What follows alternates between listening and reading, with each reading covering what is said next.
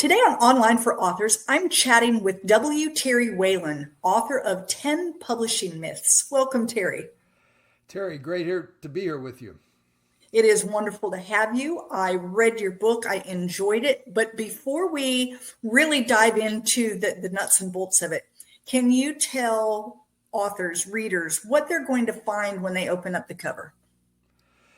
Yeah, when they open up the cover of 10 Publishing Myths, they're going to see that a part of my perspective is that I've worked with authors all over the world on their books and magazine articles and things.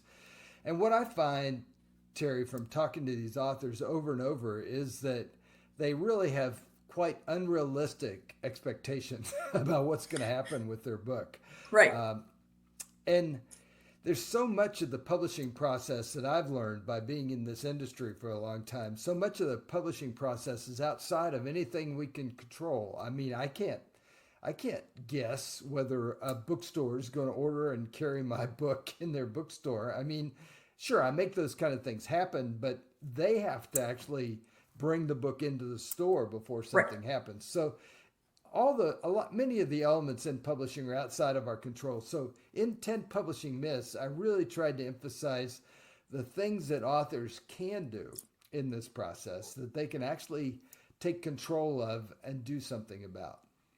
Absolutely. So you did kind of talk about the fact that you've worked with authors. That's kind of what made you come up with this idea. Why don't we talk just a little bit about why you're the one that could write this book versus anyone else out here?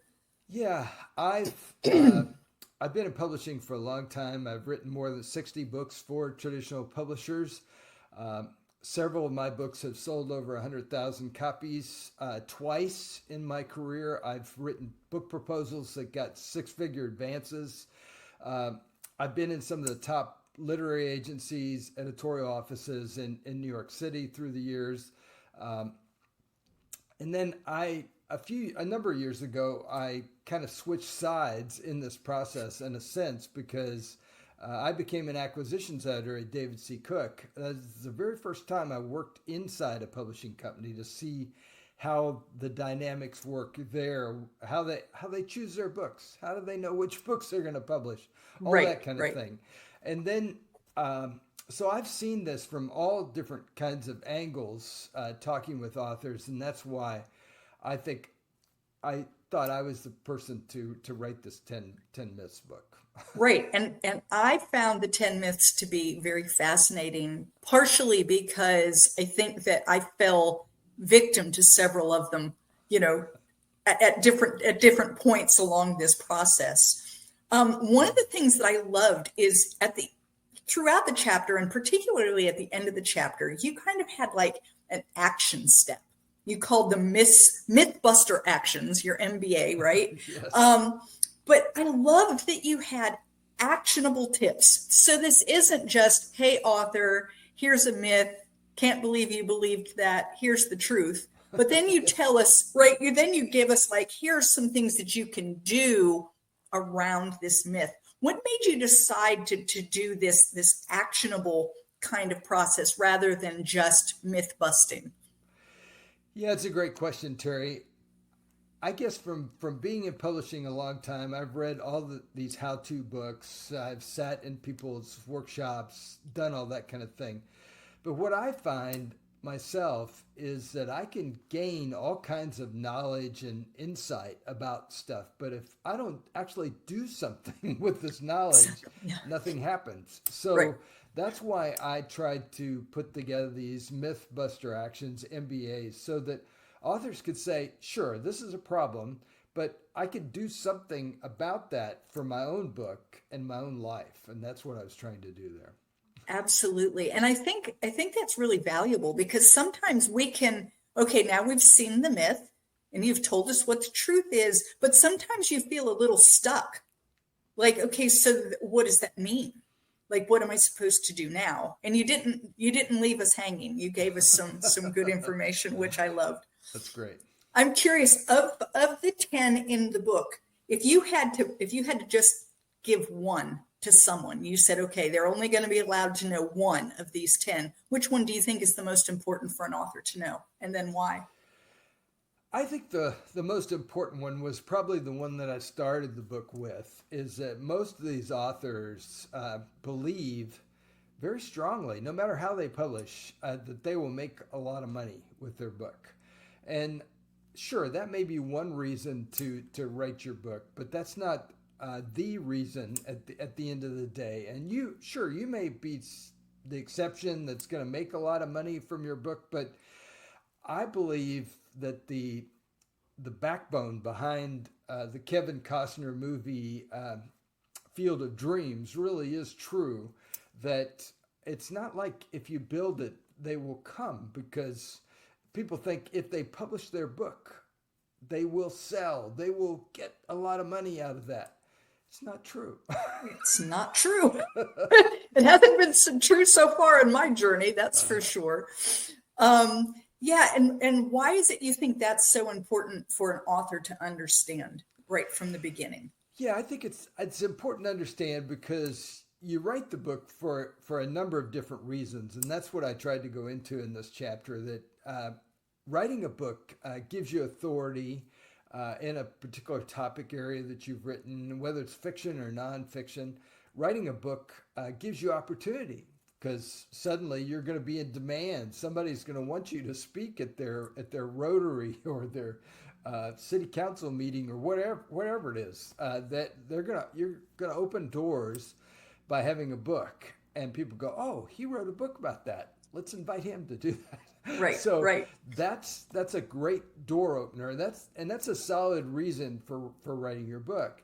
I really tried in this chapter too to emphasize that how you publish your book is also important. That you publish with the right company at the end of the day, because I've seen people waste a lot of money with their getting their book published. I mean, I've met authors who have self-published and spent over $20,000 just to get their self-published book out there in the market, and there's no way they're ever going to get that money back from that process. So you want to be really wise about who you publish with. I recommend in this first chapter a step of action that many authors should take, but they don't think about doing it.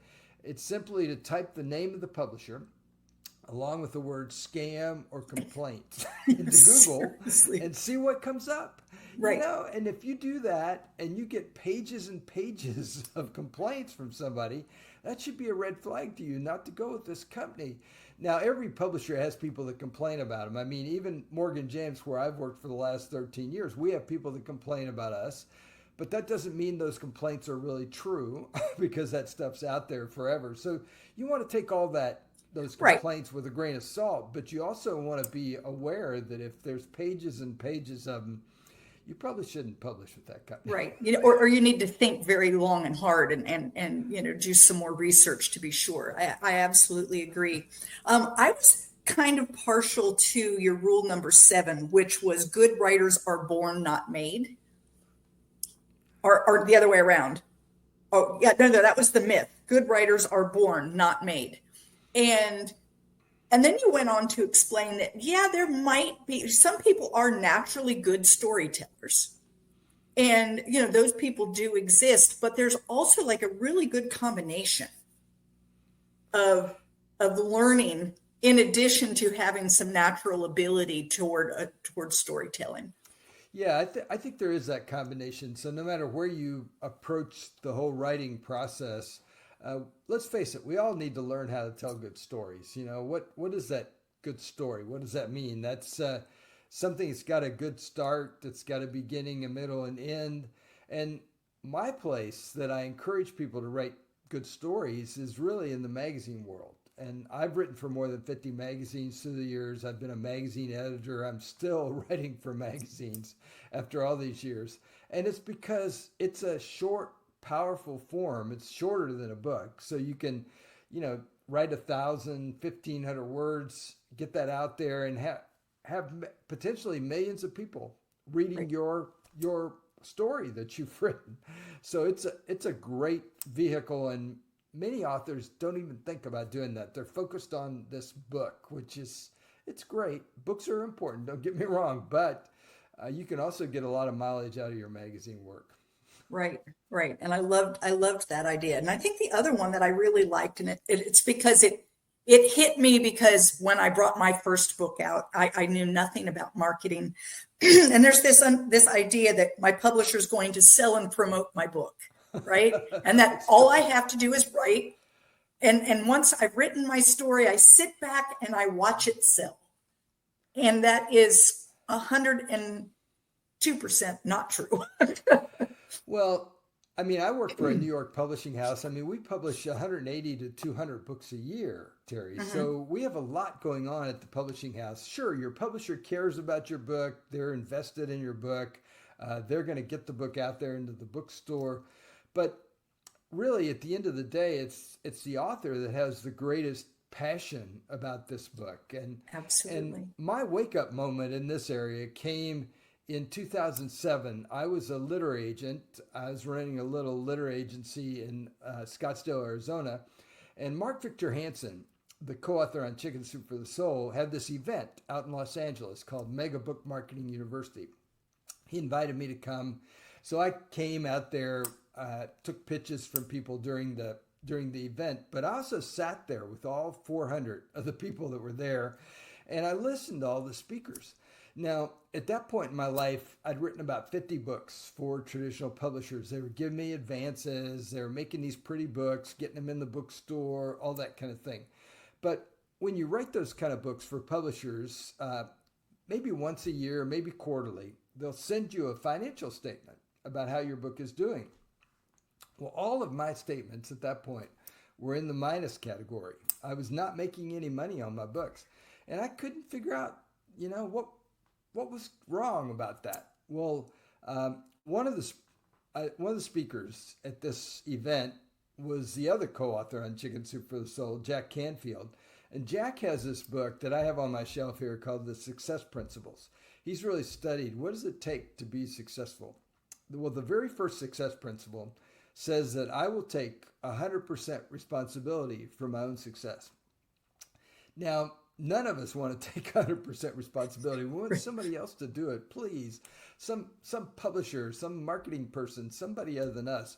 But I decided during that event that I was going to take 100% responsibility for my own success. And I realized how little I was actually doing to be telling anybody about my book. I mean, sure, I had a terrywhalin.com website, but I was doing very little else at that point. So I started the blog. I got in on the early days of blogging, and I have this thing that searches for my name out there online. And about a year ago, I found this article that's listed the top 27 content producers out there. Now, it says there's over 600 million blogs, so there's a lot of blogs out there. But they listed me as one of the top 27 content producers. And it's not that I do anything magical here, Terry. It's just that I blog every week. You're consistent. I'm consistent and persistent. Yeah. And so I have over 1,700 entries in my blog. I have a lot of content in that thing. And people get it. I have about 400 people that get it on email every Monday, and they read my stuff. So it's something that everybody can do. I mean, right. I don't care where you are in the writing journey. You could start a blog. You could be doing something and do it consistently. Right. I absolutely agree. And like I said, I didn't even know that I was supposed to market anything. And my first book is out, and I literally sat and waited for it to sell. And of course, that did not happen. Nobody knew my name. Nobody knew I had a book. They didn't even know to look for it. And so I started figuring out, what does this thing called marketing look like? And I'm still, it's been 3 years and I'm still figuring it out, but I certainly know more now than I did, the first time. The first time my book came out with zero fanfare. I just had a book come out, and I had 50 days of a launch tour that every day I'm throwing something out on the internet, telling people about it. And I got on podcasts. I was doing things to say, here it is, folks. Now, if you don't find it, at least it wasn't my fault that it's out there, right? So it's a hard thing to recognize that as an author that you have to do more than write. Oh, it is. It is hard, and it's something that all of us have to learn in that process. I mean, in the book that I wrote called "Jumpstart Your Publishing Dreams," Mark Victor Hansen, in the opening of the book, reminded us of something that many people have forgotten. Uh, those Chicken Soup for the Soul books were rejected over 160 times. Yeah. They couldn't find a publisher. They finally found a little publisher in Florida that was going to publish the first Chicken Soup for the Soul book. Now, they told their publisher they were going to sell 1 million books in the first year. Their publisher laughed at them. They never sold 1 million copies of anything. They thought that was a ridiculous idea. It took them 1.5 years to sell their first 1 million books. But Mark and Jack talk about how what they practice is they practice this thing called the rule of 5. They got up every day and they did 5 things to be telling people about their book. Right. Maybe it was a podcast, a radio show, a magazine article, a newspaper article, a guest blog post. I mean, there's lots and lots of different things that you can do to make those 5 parameters. But they did that over and over, and the book took off. And now Chicken Soup for the Soul is one of the best-selling series. They can have Chicken Soup for the Soul of anything, and it's going to sell at this point, right? Yeah. Yeah, absolutely. Absolutely. So another thing that I like that you did is at the back of your book, you have an 11th, the 11th myth, which you can go sign up for. So, hey guys, I'll have that link in the show notes, but it is terrylinks.com/11th myth. And you can go out there and get his 11th myth. But I suspect, Terry, that there are more than 10 and more than 11. They're probably a whole nother book worth of myths. Do you have another myth? Yeah, do you have another myth you might like to share with folks, or something that you've learned that you feel that authors could definitely use? Well, the 11th myth, I actually wrote that chapter, Terry, because Alice Kreider, who's an acquisitions editor, when she sent back her endorsement to me, told me, she said, "Terry, you're missing the 11th myth." I'm like, "Okay, Alice, I'll bite. What's the 11th myth?" She said, "Well, the 11th myth should be that if I send my book to Oprah Winfrey, she'll book me on her show. And then I'll become famous." Yeah. And I'm like, well, that's a really good myth. And so what I decided to do when I was writing the book is I wrote that chapter. And when we designed it to look exactly like the rest of the book. And you're right. That's what I give away, because that is a really good myth. I mean, people don't realize that. I mean, I do, because I've been in publishing a long time, that Oprah Winfrey has a huge warehouse of stuff in Chicago. She organizes it a couple times a year and then gives it away. So if you want your book to be in that warehouse that's given away, sure, send your book off to Oprah. But it's other things you can do. Interesting. I have had several friends, people, and I'll do book clubs and other things, and people will say, "Oh, well, we need to get your book to Oprah."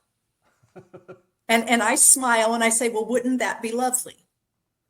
I said, "But I don't know Oprah. You don't know Oprah." They said, "Well, we could send it to her." I said, "Yeah, I could. Me and every other author ever born has sent their book to Oprah."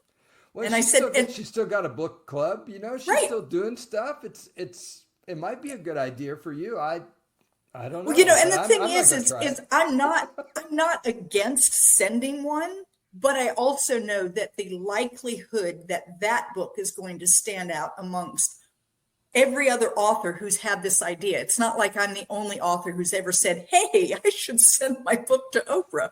So I found that to be a cute one. Do you have any others that you've thought about that you said, this one should have been in the book?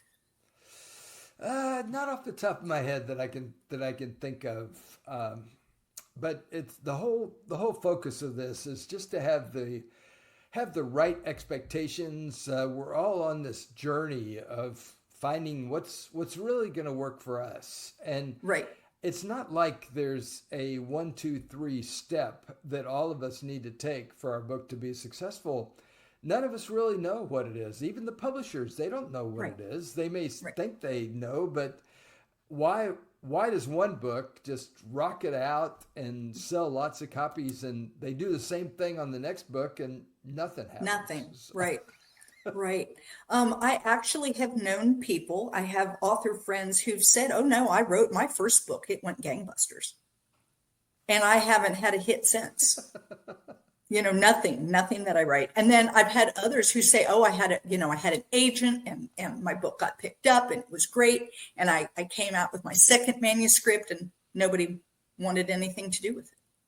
And I thought that it's a little discouraging as an author because you think that when you finally, whatever it is, finally get that agent or finally have a publisher or finally that just paves the way, and that isn't true.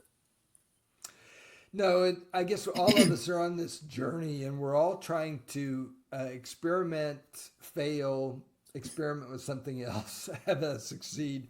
It's going to be different for everybody. So that's part of the process that we're all on in this effort.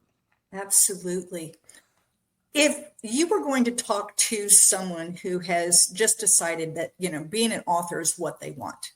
I want to. And then they read your book, and your book is not discouraging, but it can feel a little discouraging because so many of those myths are things we want so badly to believe. I want so badly to believe I'm going to make a lot of money writing. And I want so badly to believe that I'm not going to have to do any marketing. And I want so badly to believe, these things. How do you help them see what you have to say as positive versus as almost like, well, maybe you shouldn't be an author after all? Like, how do you help them see that? I guess the way I see it is, I always look at a glass as being half full as opposed to half empty, is what I'd say. And that this is one of the greatest times in human history to be alive. I mean, I've heard Marcus Duhay, who's just stepped back from being the CEO of Penguin Random House, the biggest publisher in the world, say that we live in one of the greatest times in human history since Gutenberg invented the printing press. And I believe that's true. I mean, just think about on our phone, the people that we can reach, Yeah, with exactly. this little device that's in our pocket. But it doesn't just happen. Each of us have to be taking action and doing things and sort of chipping away at that effort. And so, sure, we get discouraged, we get rejected.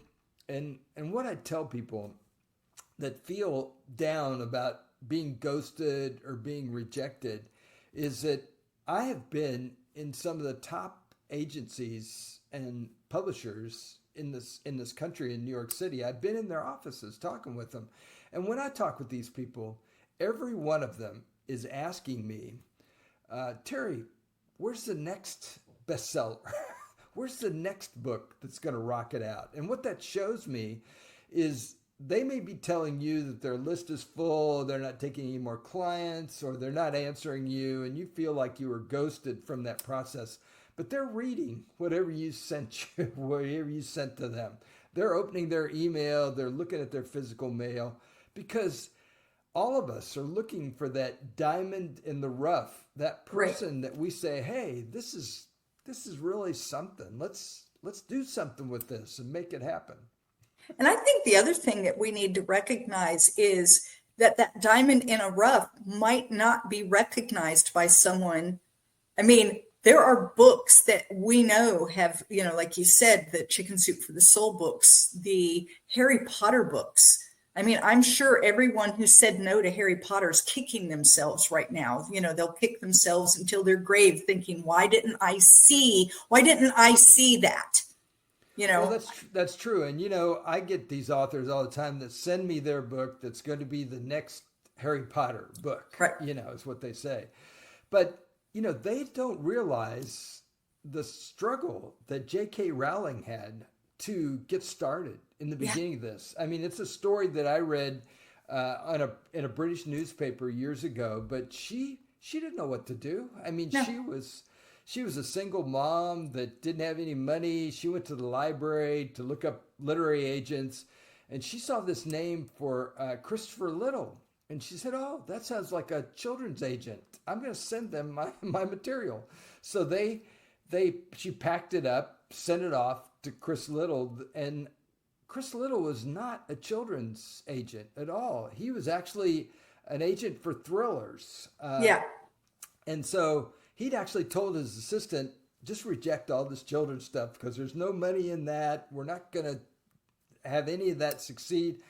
But this assistant was really intrigued with this, big black binder of stuff that came in from J.K. Rowling. She took it off and read it.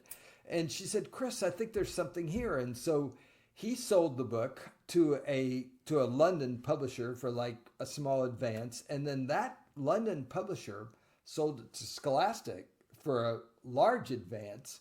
And Chris Little has spent years of his life doing Harry Potter books because of how that sort of thing happened. exactly. Exactly. I think that's part of it. And I think that's part of the kind of the excitement of writing too, is you just really don't know. You don't know if this time is the time, or if you got it in front of the right person at the right time and it just happened to be like, so that's wonderful. What's next for you, Terry? What are you currently working on? Oh, I'm still working with authors on their books and their book contracts through my work at Morgan James. I'm still writing. I actually had a book that published last week Oh, called awesome. publishing called Pivot Driven Devotions. It's a book I did about 90 Bible characters that made a change in their life, and the book launched actually last week. And I don't know, it's kind of a weird circumstance, and I didn't have a lot to do with how the book came together after I wrote it and turned it in. So they put it up on Amazon. Now I'm trying to find a few people to review the book and some things like that. But I'm still You're still working at plugging all this away, stuff. Yeah. plugging away. Wonderful. So continue this conversation, head on over to Novels and Latte Book Club on Facebook. Look for my post. Tell me something that you liked or learned during this episode, and you'll have a chance to win a free copy of 10 Publishing Myths. So, Terry, if someone wanted to reach out to you, talk with you a little bit more about publishing, about what you know, about maybe an issue that they feel that they're having, or they just want some advice, how do they get up with you? Yeah, one of the best ways would be on X or Twitter. I actually have my personal email address right in my profile, terry@terrywhalin.com. But I want to make sure, Terry, that people know that they can get 10 publishing myths from me. I try to make it really easy. If they go to publishingoffer.com, publishing offer. So if you're listening to this podcast and you're exercising or driving or something like that, just remember the words publishingoffer.com. You'll be able to get the book directly from me for $10. That includes the shipping, along with over $200 worth of bonuses. So I really try to make it easy for people to be able to get this book and get connected to me. Right. And guys, I took a 3-day writing retreat. That's when I read it. I loved it. I learned a lot. I found the steps very actionable. And so definitely should be on your bookshelf, and you should definitely pay attention to it. And I think it will also help you feel a little more comfortable about where you are on your journey and what to expect next. Terry, thank you so much for being with me today. I really enjoyed our chat. Terry, I appreciate the opportunity and look forward to doing it again sometime. Wonderful. Thank you so much. Thank you for listening to Online for Authors, where I, Terry M. Brown, author of character-driven fiction and host of the podcast, introduce readers to characters they'd love to invite to lunch. Tune in next Tuesday for another podcast episode.